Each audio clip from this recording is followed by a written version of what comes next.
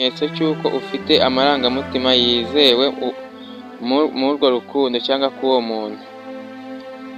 Icya kabiri nanone bishobora kuba bisobanura ni irangamugabo cyangwa irangamugore. Ubukwe mu nzozi rimwe na rimwe bishushanya imihindagurikire mu buzima, bishobora kuba bigaragaza ko uri kwiyumva nk'umuntu ukura, ushaka gutangira inzira nshya y'ubuzima. Noneho icya gatatu, ubwoba cyangwa ishyaka ry'ahazaza.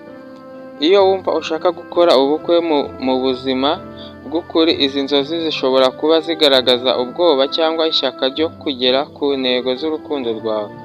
Niba wumva uhangayitse ku hazaza hawe n'umukunzi wawe, izi nzozi zishobora kuba zituruka ku byiyumviro byawe byo gushaka kubaka ejo hazaza hawe.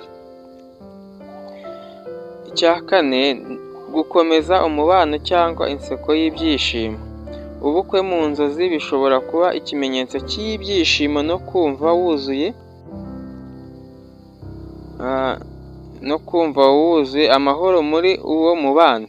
Birashoboka kuba ari inzozi zigaragaza ko umubano wawe uri gukura neza. Noneho icya gatanu nacyo cya nyuma, gushaka impinduka mu mubano wawe. Niba mubanye neza ariko wumva hari intambwe ukwiye guterwa mu mubano wanyu, izi nzozi zishobora kuba ari uburyo bw'umutima wawe bwo kukwereka icyo ukeneye cyangwa wifuza.